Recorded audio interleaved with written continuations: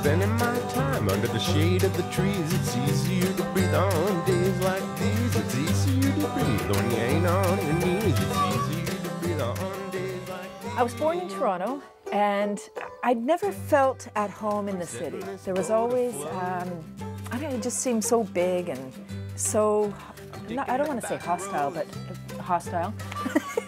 So inhospitable almost, I guess. People didn't know anybody. And as soon as Rick and I moved up to Bradford in '93, it felt like I'd come home. I think I was originally a small town girl living in a big city. Under the shade of the trees, it's easier to breathe on days like these. It's easier to breathe when you ain't on your knees. Rick has been so supportive of all of my projects. We met in driving school, and I've come up with a lot of out there kind of ideas, and this is a wacky idea that is not only wacky, it's environmental, and he's just been supportive all the way along. Yes. Okay, so tell me about your French workshop the other day. well, it was Waste Reduction Week this week, so very exciting. So many wormy events going on, and ended the week with the workshop at the École Élémentaire Pierre Elliott Trudeau, which was a French school. Go figure. And actually, it was really fun because they had these busts of Pierre, and yeah, so it was fun. It was good. I was worried because, you know, it's been a long time since I spoke French. But I got there, I had my initial opening ready, and what my plan was to say a sentence in French and then go English translation in case that's not what I said. Here's what I meant. I said, who would prefer that I speak in English? And, you know, I almost got a standing ovation.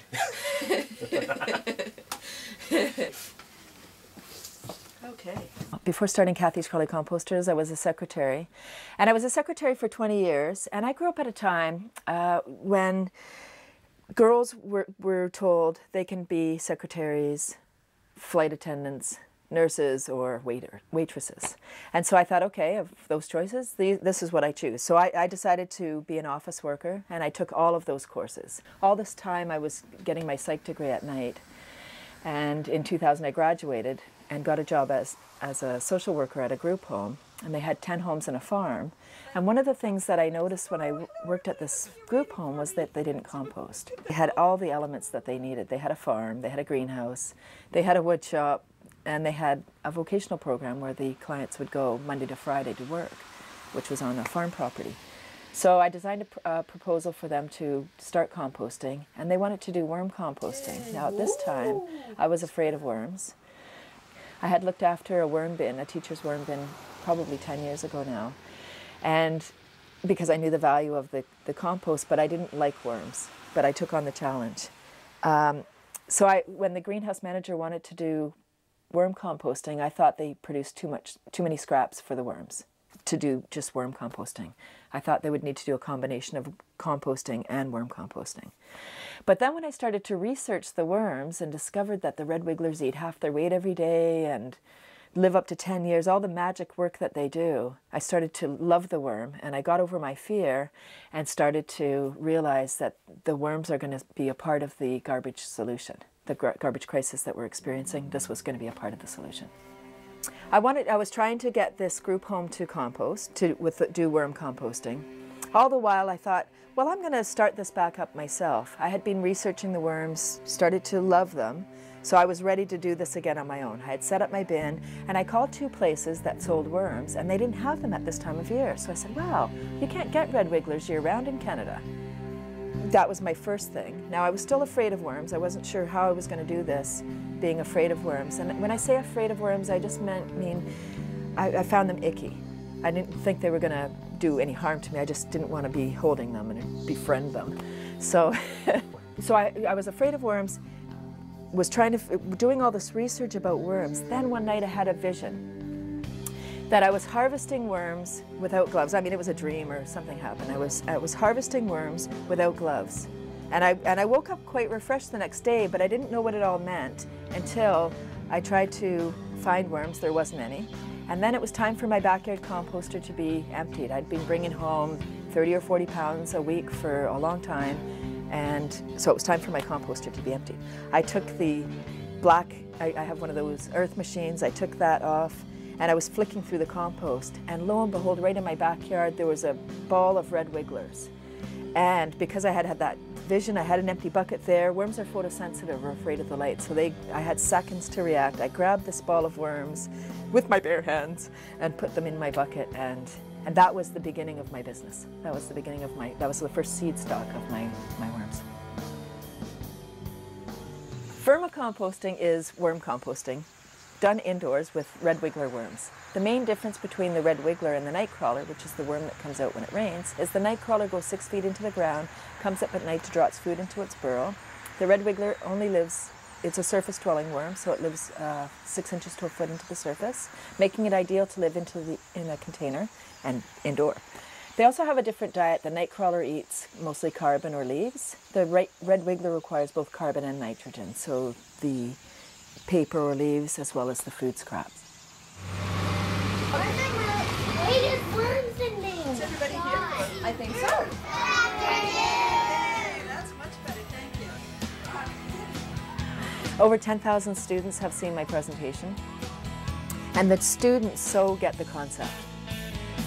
The challenge with having worms in a classroom is that the students want to hold the worms, and the worms are not pets. So when I'm doing my presentations for the students, I ask if anybody knows what a seeing eye dog is. And one of the students always does. It's very exciting. And so I ask them to explain to the other students, what is a seeing eye dog? So they tell what it is. And then I say, is a seeing eye dog a pet?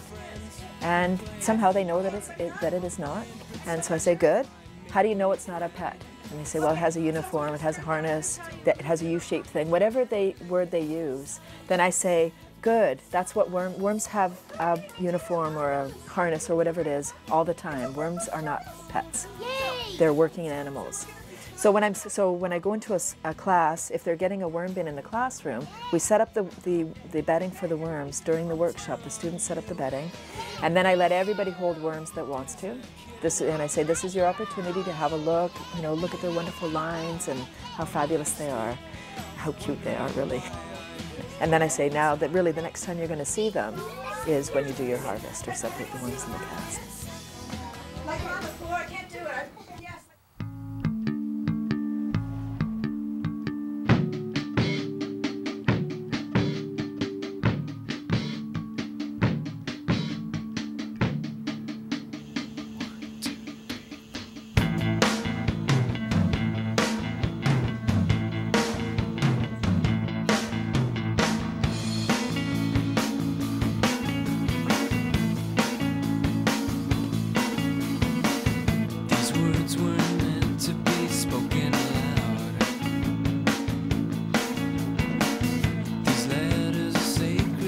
I think it's essential. I think, enthusiasm sells, and I feel really, really strong about the business that I've chosen, that the worms, I really do believe that the worms are going to play an ever-increasing role.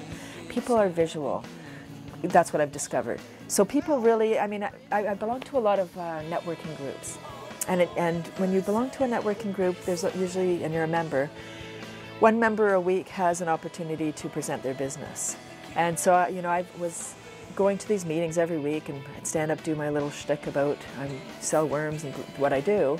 And I thought people knew what I did. It wasn't until I bring my display in and say, this is how it works, and actually go through the process of what it is, that people really, they go, wow, it's like that, and it doesn't smell, and it's this and that.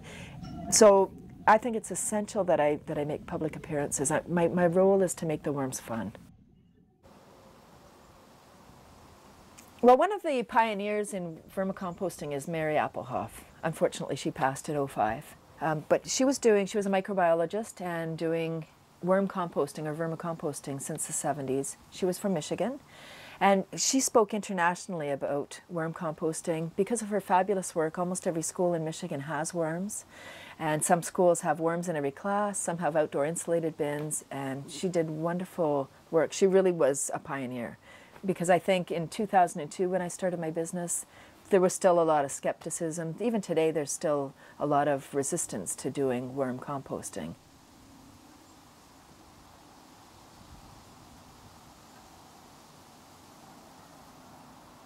There It's a wonderful program. So after this article in Biocycle, they were interested in learning more about the school projects that I have going on, and we created this wonderful partnership, and Worms Without Borders is one of our initiatives, and it's like a pen pal arrangement for classrooms, although it's through computer.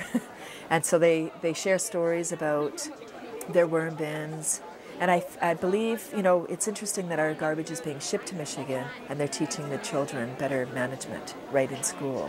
So they've been doing that, again, thanks to Mary Applehoff's wonderful work. Most schools in Michigan have worms, and they know the value of the worms. And so for me, it's like the students in Michigan are the experts, and we're just in our infancy right now in worm composting in Canada. And so it's just a partnership for students to share stories like our worms died, what do we do? Or we've got fruit flies, we have mold, or there's an odor, whatever the issue is, because they're living creatures, so things do happen in the worm bin. David Suzuki would have to be another one of my heroes. Just his staying power. I mean, he started Nature of Things back in the 70s. He must be getting tired of saying the same story. Come on, people, get it already. And so I just admire his tenacity to keep on going, his perseverance. You know, it would be easy, I would think, with the knowledge that he has about what's happening to our world, to just sort of hole yourself up in a nice environment and just stay there till your days are done. But he's done incredible education to let people know. And I'm really happy that he's much more visible now than he has been in the past. Yeah, to let people know.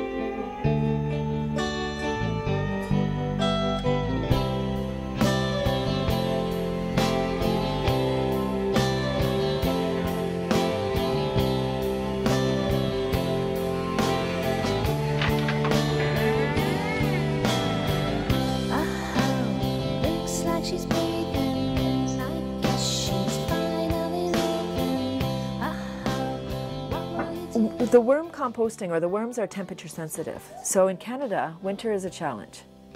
Most of the large worm growers in the States are in Florida, California, Texas, and Georgia. And they grow them outside. They're grown in manure, so just in big fields. And they're just outside because they don't have winter. They have heat. It's probably one of the challenges they have.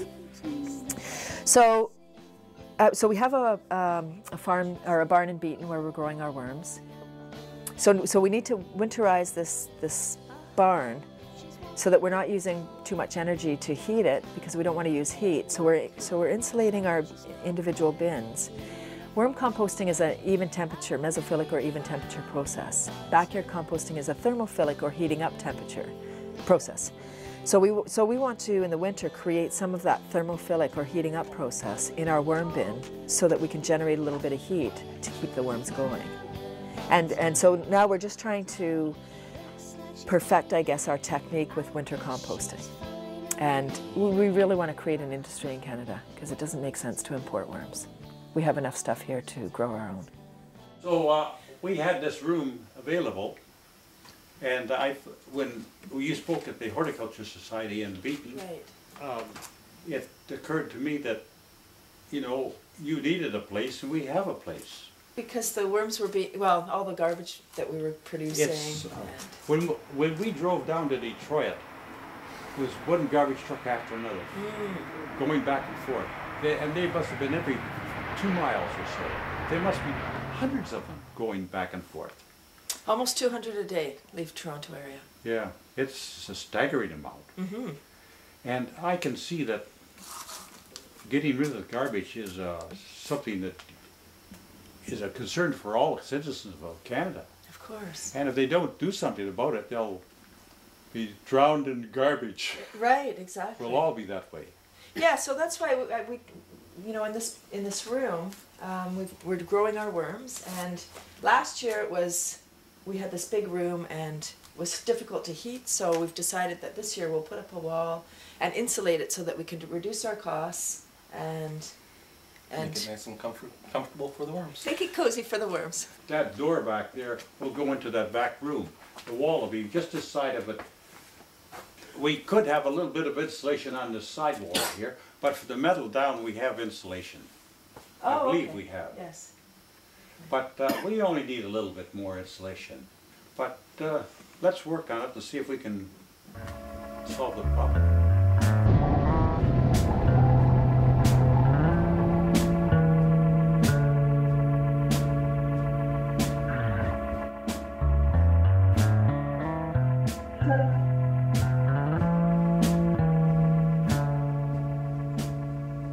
Sometimes the response that I get from people's, when it's their initial introduction to vermicomposting or the worms, is fear, I guess. There's kind of shocked by the whole thing.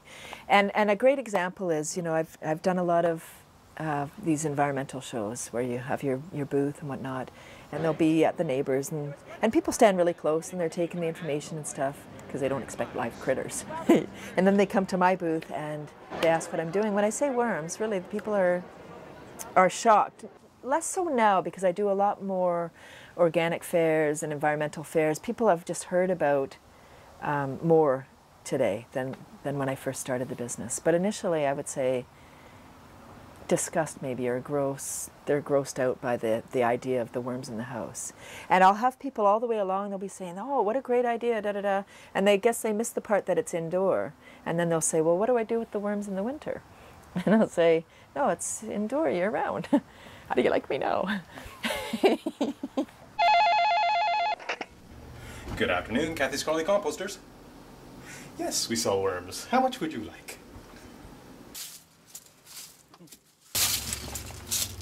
This is a can of worms, which is a layered system for doing worm composting. And it's a wonderful design. This is Australian design. Comes with the legs, and the bottom tray actually collects the juice. So you can see down here the worm juice.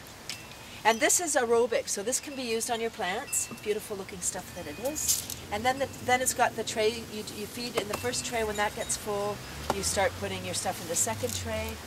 The top has holes in it for aeration. But yeah, the worms are in here doing their great stuff.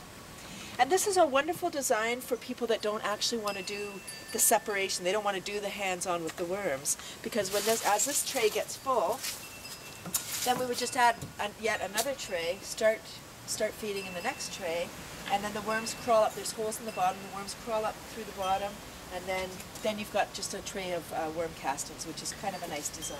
This is an EnviroCycle, which is again another kind of fun composting system, and I think this will be fun with kids, because what you do, you add your scraps in the top, your food scraps, your paper, Yeah, of course. like so, and you close the lid, and then to turn this wonderful system, all you do is just, and then But not a good thing to put worms in. no, but there are, worms because we do have a lot of, Yeah, that one's yeah, oh yeah. Okay, I'm going in again. So this bin here is the Hambley bin, designed by Sam Hambley.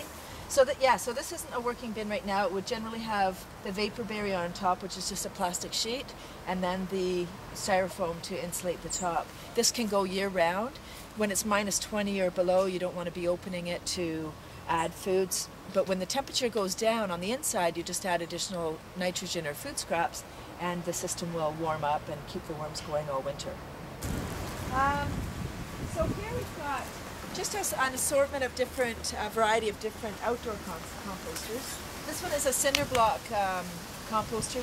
Generally just put our leaf, we rake up our leaves and just put them in this pile. And at the end of the winter, This reduces naturally. We do nothing to this, just allow the rain to go on it and whatnot. It's just leaf mulch. And by the end, like underneath this, there's this beautiful black, crumbly humus that we can use for our gardens as well. I was at the Windfall Ecology Festival in Newmarket, and this grandfather came up with his 2 grandsons. One was 6 and one was 4. The 6-year-old didn't really care. The 4-year-old was really, really intrigued by the whole process. He was holding the worms, he was asking me great questions, and he ended by saying, so where does somebody get worms like this? And I said, from me, I'm a worm farmer. And his eyes sort of lit up, and they said, well, we're going to come back. They wanted to get on to the fair, so they went to the rest of the fair. They came back at the end and had a look at the worms again. He was holding them and stuff. And the grandfather said to me, I have to tell you that when we walked away, Joshua said to me, Grandpa, I know what I'm going to do when I grow up. So I do believe that some children are seeing the potential of what I'm doing.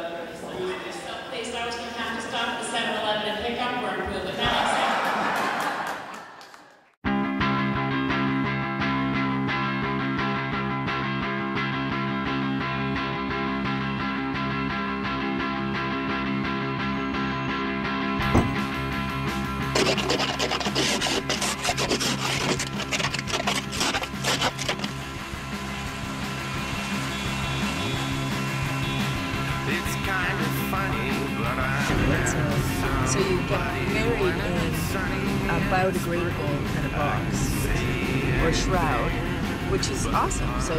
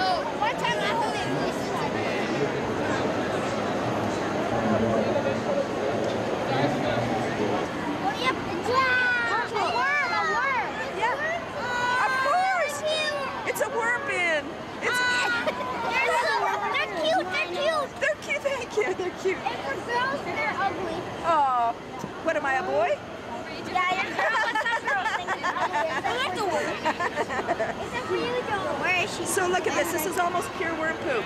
Yeah! Okay, okay. It's not worm poop, it's compost. Well, it's worm poop though. It came out of the worm's mouth. Okay, just so.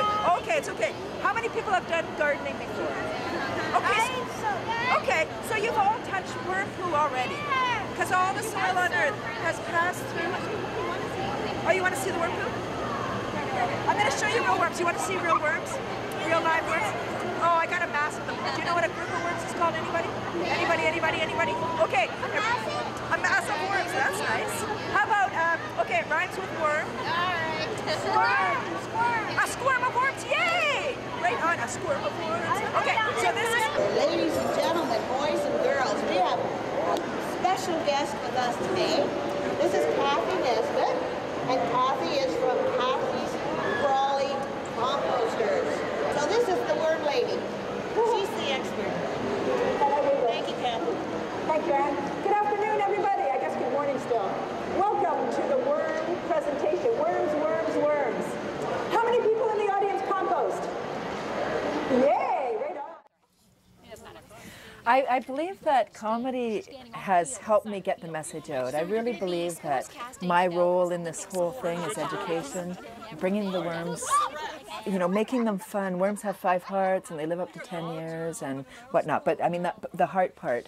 When I'm talking to people about the worms and they say, ooh, worms, or they're just not comfortable, I wouldn't have them in my house, then I say, you know that worms have 5 hearts each. For whatever reason, just saying that they have all those hearts, people soften.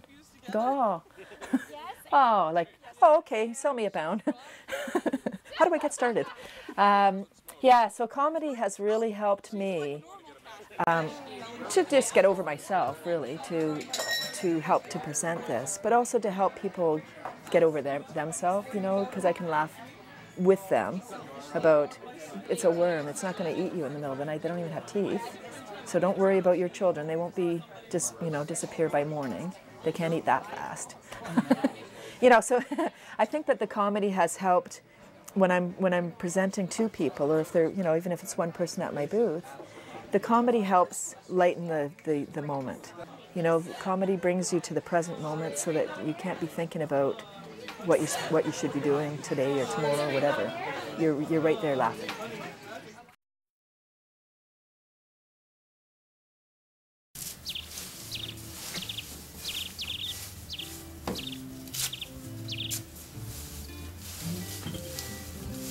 Hi, Cathy. Pee-wee, you startled me. What you doing? Wow, I'm just setting up some worm bin bedding for a worm bin to teach the folks at home how they can do this at home. So I can live in there when you're done? You certainly can. Oh, great. So what you doing? How you setting up? Well, you start with some kind of a carbon source. The carbon I use is shredded paper, could be leaves, straw, cardboard, or any combination. So in addition to the paper, we're going to add in some soil, about 1 liter of soil. Do you know why we're adding the soil? No. What do you have soil for? Well, worms don't have teeth, so we're adding in the soil for the little bugs that help break down the food so the worms can eat. Oh. Next, we add in some eggshells. Eggshells? I saw some eggshells. Hang on. And you know why we're adding in the eggshells? Because worms breathe through their skin. Perfect, thank you. We'll just crush that up. So we're adding in the eggshells because worms breathe through their skin. And we don't want to burn the worm, so that helps to balance the acidity in the bedding. Well, next, worms are about 90% moisture. 90%? That's a lot of moisture. I know, so we're going to add in enough water so it's the consistency of a wrung-out sponge. Now we're going to mix everything. Oh, wait. We're going to mix everything together. Now we can add the worms in and off we go. I'm getting really hungry here, so I'm going to go have my lunch.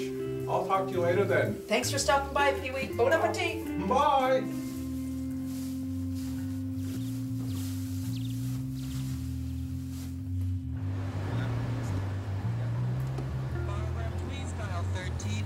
I have a project at Surrey Place. Surrey Place is where children go to get diagnosed for mental illness. And they do a lot of work with mentally ill people, and they have outreach and support and whatnot. They have these wonderful coffee sheds. Well, let me back up a little bit. They have a place called The Cookery, which is operated by Challenge folks. They cook muffins and cookies and cakes and pies and whatnot.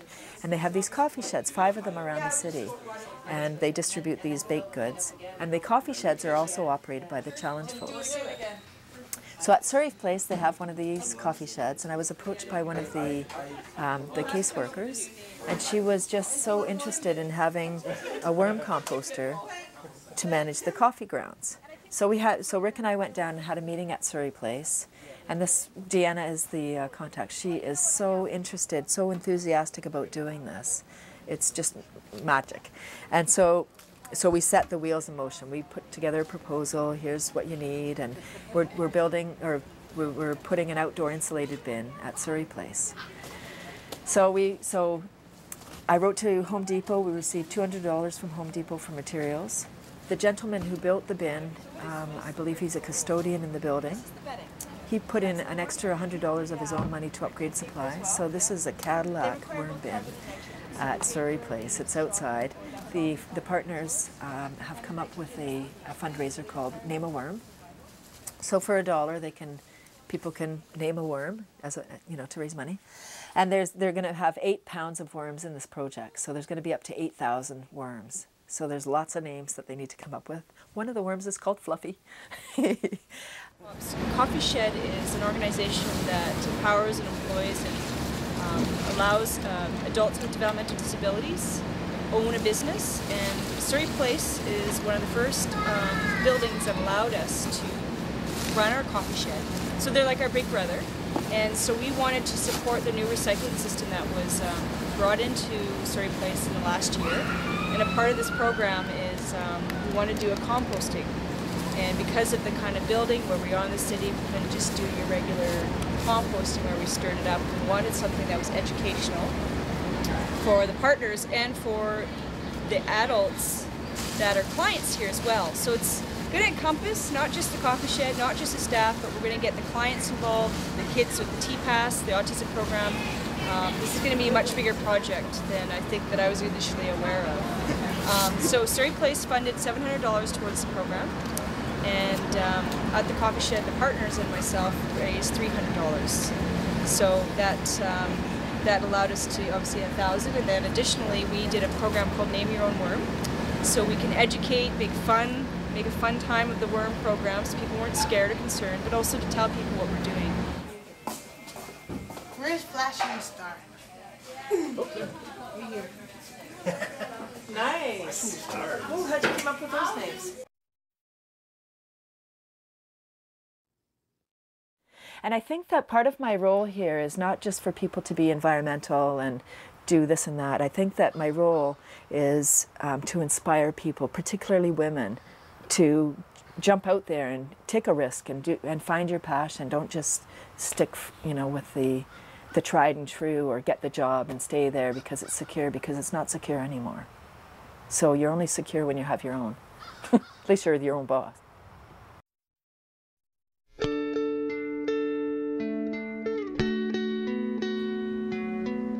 I have got a really amazing web presence. So as far as international exposure, I've received emails from many countries, African countries, Asian and European countries, asking for worms. I haven't figured out how to ship to those countries as yet, or those continents. So as far as far-reaching, I'm definitely internationally known.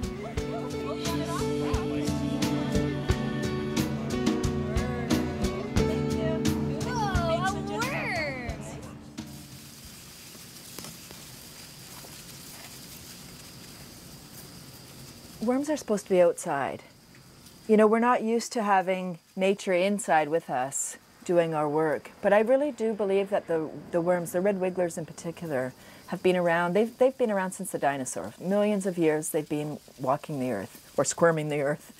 And I believe that their time has come, which is to clean up our garbage crisis. They manage food scraps and paper, too, of the waste stream, not to mention manure, sewage sludge. They will manage just about anything. Any natural stuff.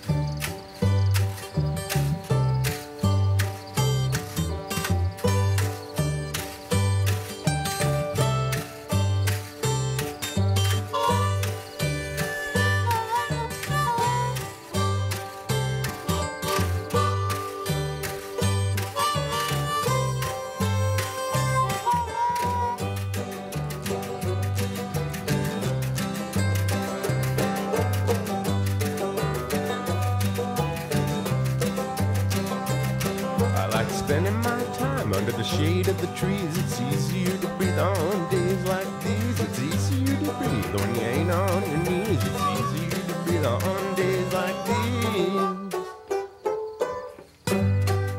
I'm setting this boat afloat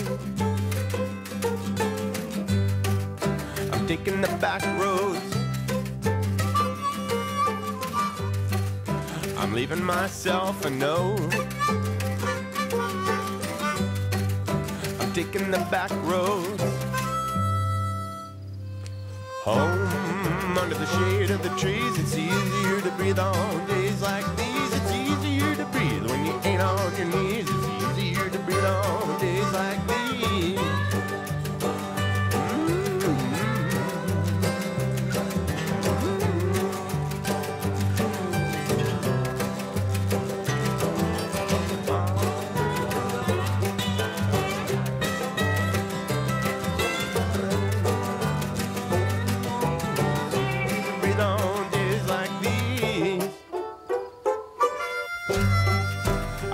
Myself afloat. I'm taking the back roads home. I'm leaving myself a note. I'm taking the back roads.